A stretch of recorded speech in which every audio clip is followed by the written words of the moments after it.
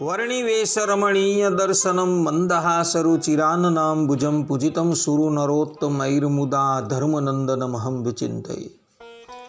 असतो मा षड्गमय तमसो मा ज्योतिर्गमय मृत्युर्मा अमृतं गमय।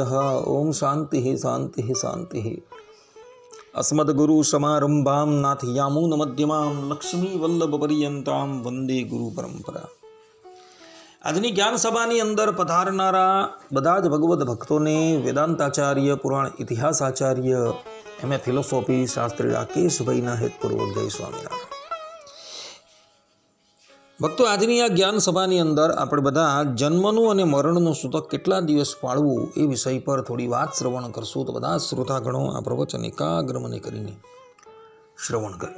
તો એક ભગવદ્ ભક્તએ મને પ્રશ્ન કર્યો કે શાસ્ત્રીજી, ભગવાન સ્વામિનારાયણ શિક્ષાપત્રીના 88મા શ્લોકની અંદર કહે છે કે જન્મા શૌચમ મૃતા શૌચમ સ્વસંબંધાનુસારતઃ પાલનીયમ યથાશાસ્ત્રમ ચાતુર્વર્ણ્યમ જનૈર્મમા।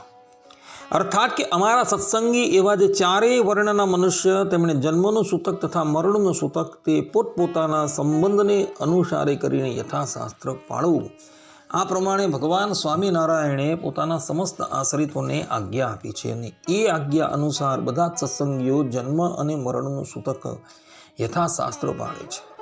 મહાભારતના વન પર્વ 313મા અધ્યાયના 117મા શ્લોકમાં યુધિષ્ઠિર મહારાજ કહે છે કે શ્રુતયો વિભિન્ના નૈકો ઋષિર્યસ્ય મતમ પ્રમાણમ। અર્થાત કે શ્રુતિ અને સ્મૃતિઓ પણ ભિન્ન ભિન્ન છે, ઋષિઓ એક નથી તેનો મત પ્રમાણ તરીકે મનાય। આ પ્રમાણે અનેક ઋષિઓ હોવાથી એઓએ પોતાની સ્મૃતિઓમાં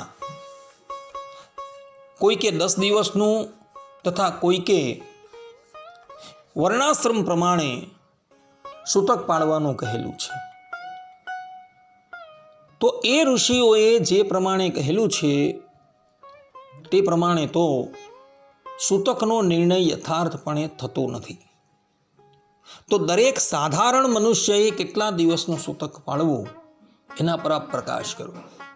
તો એ પ્રમાણે ભગવદ્ ભક્તએ મને પ્રશ્ન કર્યો, તો તેનો ઉત્તર મહર્ષિ અંગિરાએ તથા ભગવાન સ્વામિનારાયણે આપેલું છે।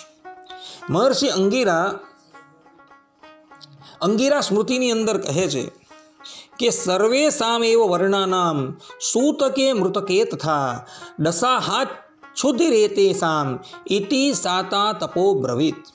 અર્થાત કે દરેક વર્ણના મનુષ્યએ જન્મનું કે મરણનું સૂતક 10 દિવસ પાળવું અને 10 દિવસ પાળવાથી એની શુદ્ધિ થાય છે। અને આ જ મતનું પ્રમાણ ભગવાન સ્વામિનારાયણે પણ સત્સંગી જીવનની અંદર આપેલું છે।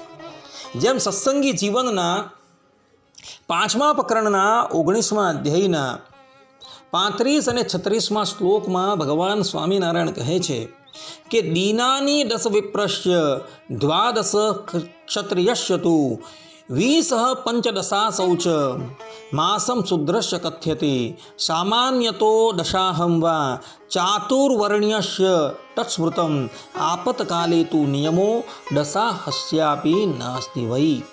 અર્થાત કે જન્મ અને મરણના સૂતકમાં વિપ્રને 10 દિવસ, ક્ષત્રિયને 12 દિવસો, વૈશ્યને 15 દિવસો અને શૂદ્રને માસ આશૌચ એટલે કે સૂતક પાળવાનું જાણવું, અથવા સામાન્યતઃ સર્વ કોઈ વર્ણોએ 10 જ દિવસનું જન્મનું કે મરણનું સૂતક પાળવાનું જાણવું, આપતકાળમાં તો 10 દિવસનું પણ નિયમ નથી। આ પ્રમાણે ભગવાન સ્વામિનારાયણે અહીં સ્પષ્ટ રૂપે કહેલું છે કે જન્મનું કે મરણનું સૂતક આવે તો એ કેવલ ને કેવલ 10 જ દિવસનું પાળવાનું છે।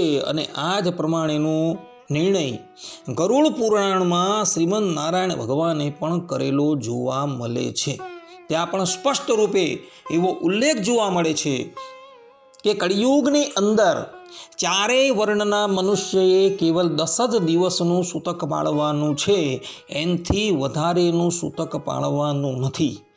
ઇતર યુગોની અંદર વર્ણ પ્રમાણે સૂતક પાળવાનું હતું, જેમ કે બ્રાહ્મણે 10 દિવસનું, ક્ષત્રિયએ 12 દિવસનું, વૈશ્યએ 15 દિવસનું અને શૂદ્રએ 1 માસનું સૂતક પાળવાનું હતું. પરંતુ કળિયુગની અંદર એવું નથી. કળિયુગની અંદર કેવલ ને કેવલ જન્મનું કે મરણનું સૂતક આવે તો એ 10 જ દિવસનું પાળવાનું છે, એનાથી વધારે પાળવાનું નથી, એવું ભગવાન સ્વામિનારાયણ તથા શ્રીમદ નારાયણ ભગવાન તથા અંગીરા ઋષિ કહી રહ્યા છે. માટે બધા જ લોકો આ વાત આત્મસાત કરી રાખે અને જ્યારે પણ સૂતક આવે તો 10 દિવસનું સૂતક પાળજો અને 11મા દિવસે શુદ્ધ થઈ 12મા દિવસે ઠાકોરજીની સેવાની અંદર જજો. આટલું કહીને હું મારા પ્રવચનને અહીં વિરામ આપું છું. સર્વે સંતુ નિરામયઃ, સર્વે સુખીનો ભવંતુ, સર્વે ભદ્રાણિ પશ્યન્તુ, મા કશ્ચિત દુઃખ ભાગ ભવેત. અસ્તુ. જય સ્વામિનારાયણ.